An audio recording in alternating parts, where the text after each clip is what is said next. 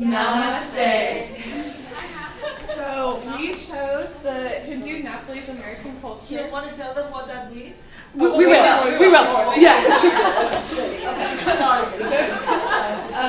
So we chose to put the great family into the Hindu Nepalese American culture, and so we have a Venn diagram to show the overlap between the family and the culture, and so yeah, we'll start with the customs, traditions, holidays, and all that good stuff. So just a little background for you guys for Nepal. It's in Asia, and its neighboring countries are India and China. Its capital is Kathmandu. Official language is the Nepali language. It's home to, as you can see, Mount Everest, one of the tallest mountains in the world. And just a fun fact, the nation's flower is a rhododendron. And here we have some traditional Nepali clothing. So over here you see the man, and what they wear is called a, excuse my pronunciation, a Darua Suriwal? I have to look at the spelling. Yeah. Anyways, so then they also wear, it's comprised of mainly a long tunic down to the knees, and then it ties at the sides, and pants and shoes called the docha. And then they wear, the jacket is worn occasionally for warmth. And then they typically wear, as you can see the two pictures, the hats, and that's called the Daki Topi. And there's two different types of caps, but this one's primarily the main one that they wear. And that is just kind of resembles, or like symbolizes like pride, honor, and like nobility. And then you have the women who wear what is called the kurta suriwal. I don't know how to Kurta? Yeah. Okay. Kurta is kurta. What is the other one? Suwa? It's Salwar? Yeah. Salwar. That's not how they spelled it, but I think so. Anyway, general idea. So that's typically the flowy pants and the ankles cinched at the ankles. Again, a long tunic, but they typically cover their shoulders. And most of them will sometimes have the scarf draped across as well. And they're usually just very brightly colored, and they're not afraid to mix and match patterns. But up here you see the woman in red, and that's a very symbolic color for their culture. And instead of wearing wedding rings, often women will wear the red cinder powder called the tika, or also known as a bindi. Can I tell the group something about that bindi? Yeah. It represents one of the gods' third eye, and it's to instill fear in other men, so other men will stay away from it. And yeah, so that's kind of some of their traditional dress. And there's just some age-appropriate occupations. So the men generally will work in the fields and do plowing, trades, and oftentimes will go outside the villages to do other work. The women typically are involved with like the household, in charge of the cooking, the cleaning, the caring for children, and then also primarily within Hinduism, women are really responsible for leading the family in their spiritual activities or participations, such as prayer and things like that. In the more rural areas, children often are working alongside with their mother and helping with household chores, minding the animals, or often, as you see here, just caring for their younger brothers and siblings. But in the more urban cities and larger towns, children will generally attend school. All right, so for gestures, so we introduced and said namaste at the beginning, and that means either I salute the God within you or I bow to the light within you. It's just a really common gesture that you can use to say hello or a goodbye. It's just a really warm saying that they use. Also, they use more familial words to greet each other. So DD and Bahini are younger sister and older sister, and then Dai and Bai are younger and older brother, and then Buwa and Ama are mother. So those are very common warm gestures towards other people. And then if you're trying to be more formal and respectful to someone, you would add G at the end. So if I said Bethany G, I'd be showing you respect. And so say that to an older person. Right. Yeah. So it's for respect to the elder. And so, thank you in English is actually very commonly understood throughout the country. And so, other common gestures that we might find confusing here in America versus in the country, if I tilt my head side to side, that actually means yes. And And then to say no, I would hold my hand up and shake my hand like I was wearing a bracelet to say no. And some other common things you might see is they're not a very touchy-feely culture, but it is common to see the same sex holding hands down the street. It's just a friendly type of way to walk down the street together. And then some poor etiquette, I guess, would be very offensive. You do not want to point the soles of your feet at another person, so especially while eating or praying, you want to keep your feet tucked. Yeah, watch out like that. And then you don't want to touch the forehead of another person. And then it's also rude to point, like if I'm pointing at you, that's a rude gesture, so I point with my chin to signify that I'm pointing. And so cuisine, the food is a very large part of their culture. And so I'm just going to take you through a basic, I guess, meal. So we would all dress conservatively and arrive early to the house. We would all take our shoes off at the door. And they kind of run on an island time, and so we may arrive at a certain time, but we might not eat for a few more hours. So it's just casual environment. And the meals are eaten on the floor, so that's why we kind of have it simulated, because a lot of their prayer and meals are eaten on the floor. And cleanliness is a very large thing in their culture. So a large basin would be passed around for everyone to wash their hands. And it's considered unclean to pass food with the left hand, so everything must be given or passed with the right hand. And if you have already taken a bite of your food or touched to your lips, it's considered unclean, and so you shouldn't drink from someone else's cup or eat off of someone else's plate. And the mother is actually the one who, within the home, would cook the meal and serve it. And so she will go through this process of serving the entire party multiple times. And so it's extremely rude not to take a serving. And so you should always take a little bit and force your control that. And so the mother will actually wait until everyone has been served their multiple helpings before she will actually sit down and eat.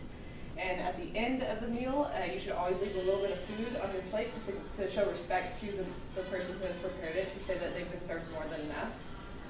And so some traditional foods are the dal bhat takari, which is rice and lentils and curry. And all their food is served with a big helping of rice.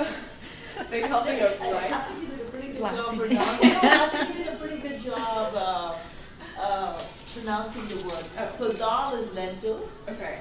Did you say bhat? Bhat, yes. Yeah. And then Tarkari is vegetable. Okay. And then I also have the momos. Momos, yes. That's actually Tibetan.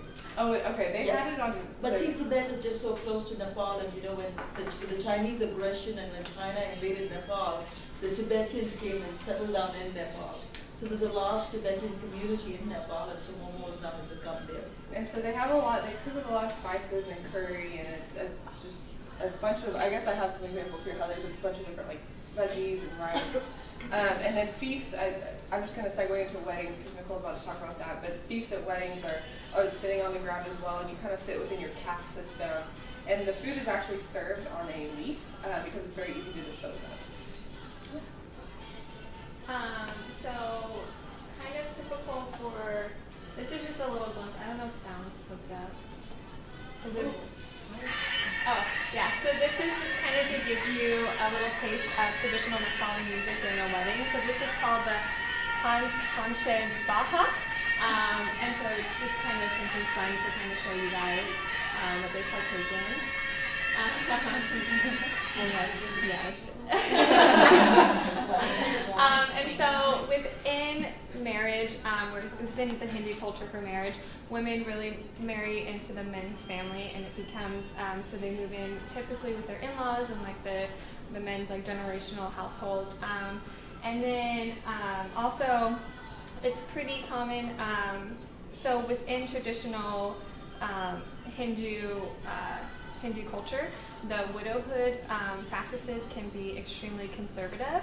So pretty much when your spouse passes away and you're female, you are not supposed to partake in wearing the color red. You do not eat meat. You abstain from celebrations. And you no longer wear the tika or the bindi. And for them, and also sometimes in some places, if it's more extreme, if a widow is walking on a street, people will steer like away from them and like cross the other side of the street, and they're women. Yeah, so they just kind of very much like not allowed to do much. And then also though, but it's becoming really hard for women because for them to abstain from the color red is to like abstain from beauty and to abstain from like celebrating. But that's been, I was reading that it's kind of slowly changing, like slowly progressing towards it's not as conservative. Cool. So next we're going to look specifically at Hinduism within Nepal. Because when you look at religion in Nepal, 86% is Hindu. And so that's the religion that we chose to look at. And so first we're just going to look at like the overall beliefs of Hinduism, because I know I was kind of confused when I started doing research. I was like, I really don't know. And I was very surprised to find out that Hindus actually believe in one true God, one supreme God, who is a trinity. And so the main God, the one on the right, has three forms: Brahma, the creator; Vishnu, the preserver; and Shiva, the destroyer. And so commonly when we think of Hinduism, though, I feel like we think of like many gods that they worship. And so there are many lesser gods, like under the supreme God, that are worshipped for specific purposes. And, So Shiva the destroyer is the one who represents that red lily. So yeah, so some other concepts within Hinduism, the first is moksha. And so like many religions, Hinduism believes that the individual soul is eternal. So when you die, though your body is gone, your soul continues to live. And similar to Buddhism, they also believe in reincarnation. And so when you die, your soul will enter into a new body. And the overall goal of Hinduism is moksha, which means the liberation or release from that cycle of reincarnation. And when you achieve that, that's when you're reunited with Brahma, the god of creation.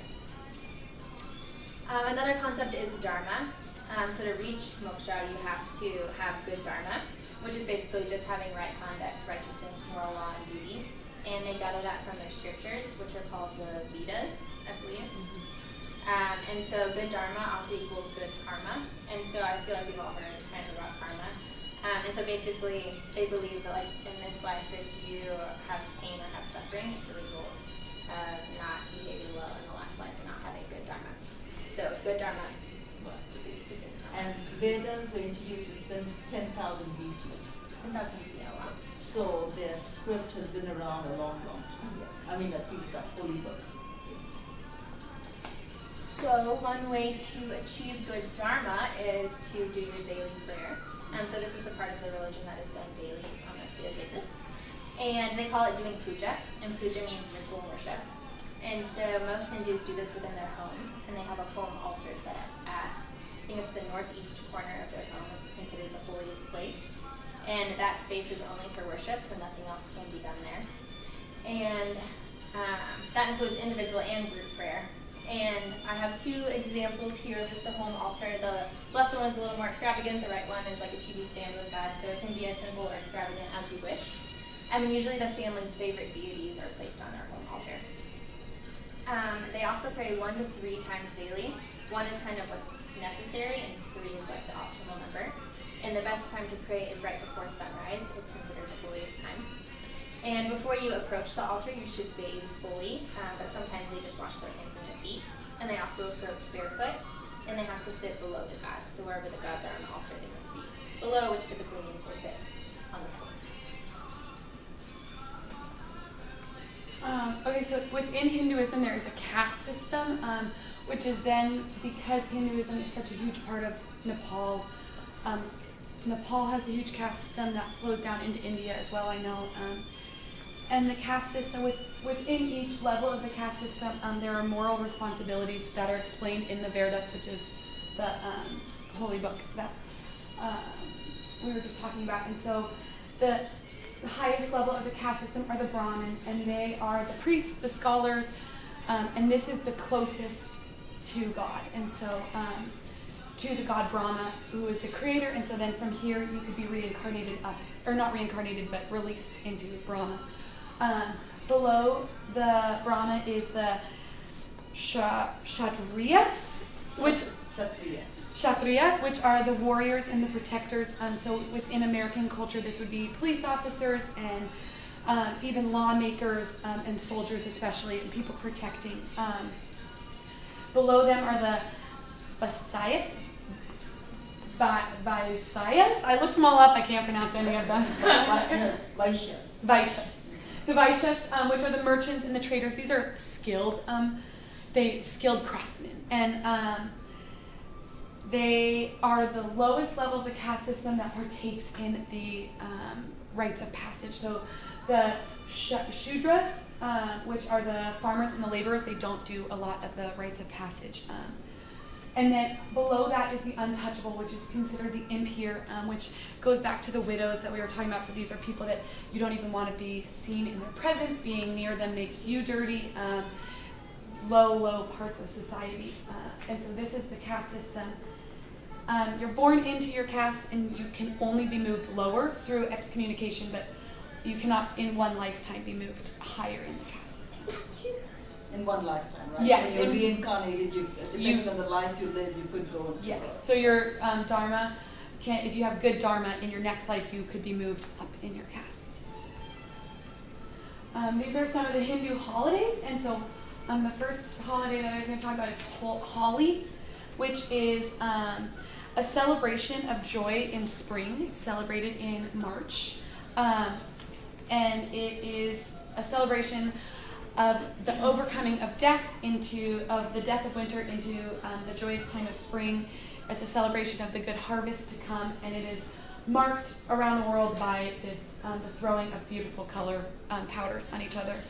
The next one is Diwali, which is the celebration of lights, and it is a 5-day celebration for good prosperity in the new year.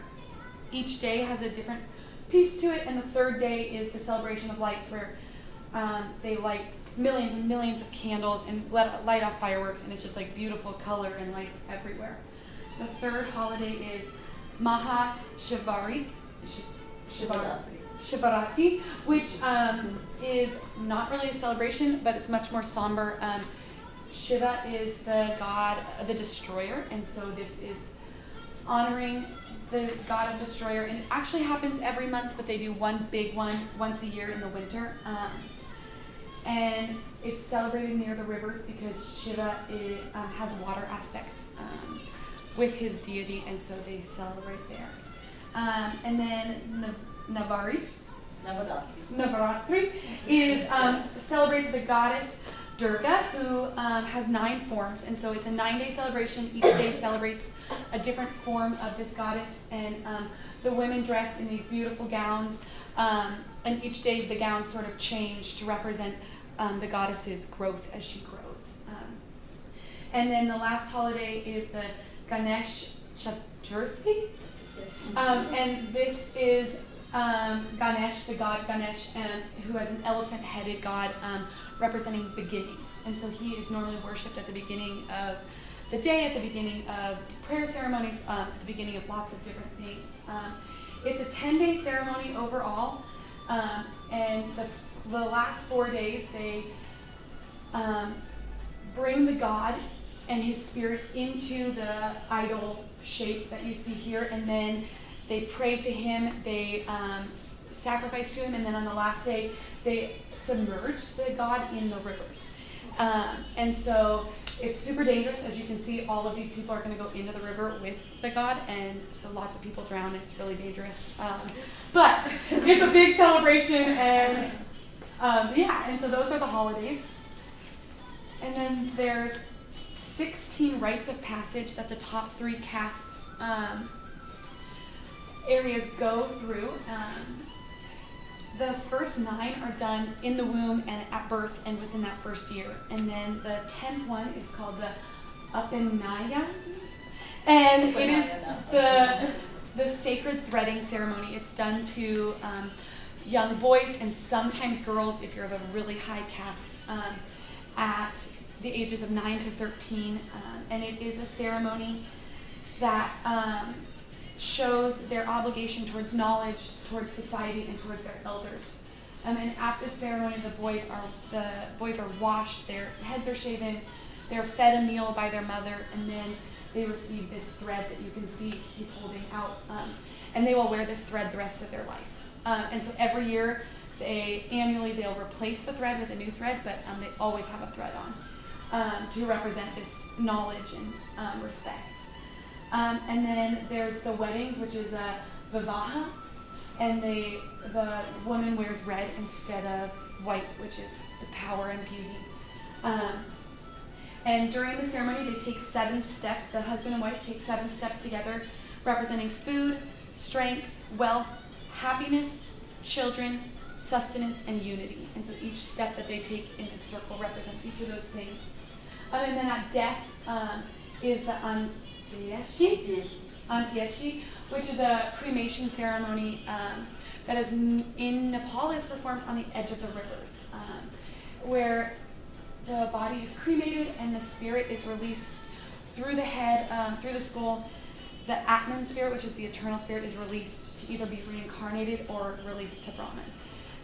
And so this is a really hard ceremony to perform in the United States because you can't cremate on the side of rivers. And so for Hindus in the United States, it's a very controversial, hard thing to accept is being cremated in a crematorium because your spirit is not released as well through a crematorium. And this ceremony cannot be as beautiful and vibrant as it is on the edge of a river. So yeah, those are the rites of passage. And then I think we're going out now to then come back in and look at the Bani Grape. So Bani Grape is a first-generation Nepalese woman immigrated to the U.S. about 15 years ago. Her husband committed suicide, so she now falls under that widowed category within the Hindi culture. So she has and also since her husband's death, she gained around 300 pounds. And she has 4 children, and the 2 older and then 2 younger. Her eldest is a male, and he's taken on that Hindu role of that they will kind of take in and start taking over like the father's position and helping with the bigger things around the house. But as for her, she used to be very active and very participated in life, and was very involved with her children. And now, since her weight gain, she is unable to fulfill her role as the mother of the Hindu culture. So not really being able to do the household chores, but most importantly, she's not been able to really lead them spiritually. So next we're going to look into the activity we chose and how we adjusted it to suit Bani. So the occupation we chose was prayer, since it's something that Hindus do daily. And since Bani is the mother, she leads her children in that as well, so expecting both her participation and her children's. And so the activity we chose was to have her sit on the floor in front of her home altar to participate in prayer. We use the biomechanical approach for our frame of reference because we would like to remediate Bani to her previous healthy state of being able to pray daily and sit to stand for these prayers. And so we would like to focus on the weakness that she has, the range of motion loss that she's had, and then also the endurance of being able to sit in such a low position. And so we will work on strength and endurance to get these back. And so to grade this activity down, we're going to raise the altar because you have to sit below the deity when you perform this prayer ceremony. And so in order for that to stay true to the Hinduist religion, we would raise the altar and then also provide a higher chair for her to sit on so she's still able to lead the prayer ceremony. And then also provide some sort of adaptive equipment for her to get back up.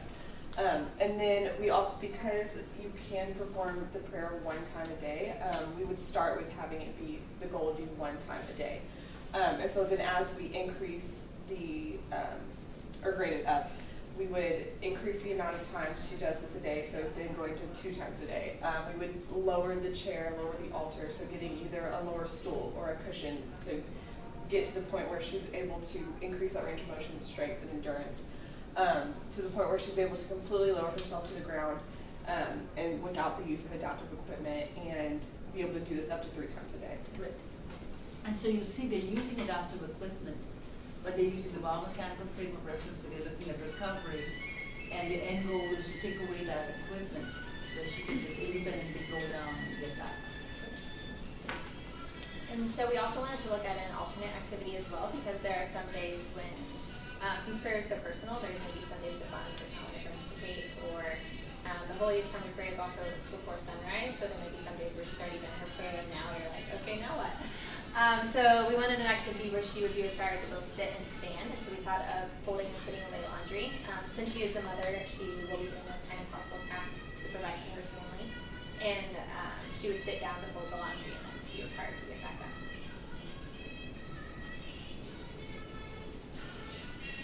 All right, and then here are our questions are: what does Namaste mean?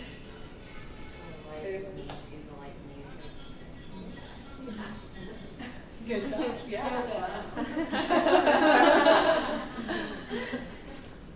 Our second question was, what is the highest level in the caste system, and what position do they hold in society?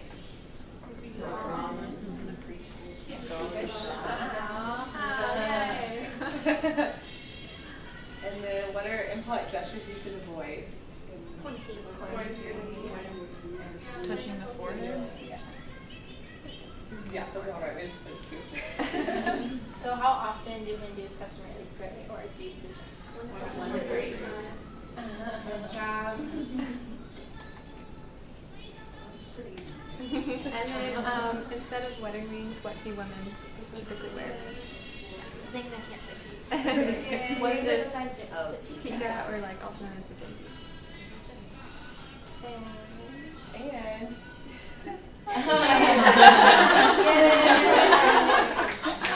So yesterday we made raspberry, which are Nepali milk balls. I kind of want you to try them before you tell what how you made them. they're milk based, so we use lactose intolerant. Yeah, they're milk. They're milk So, based.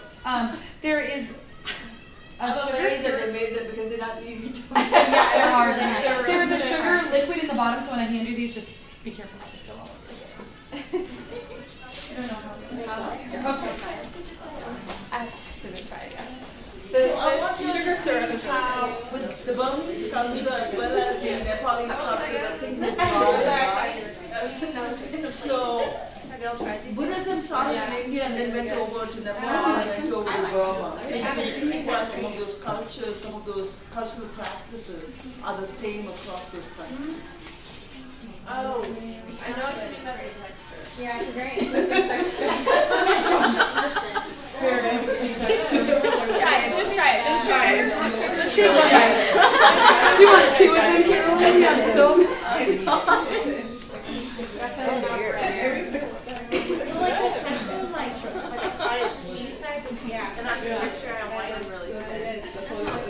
It's homemade cottage cheese. I really like it. Please like it? All right. I like it a lot.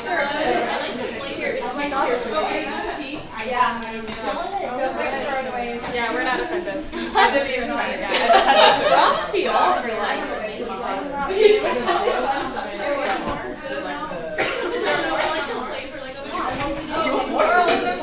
there are. Do you like them? You could eat all of them. God. I am not taking them home with me. Oh, there are quite a few more. Oh, Thank you. Should we tell them how we made them? y'all did good. Yeah. Go for it, Lauren. It was great. You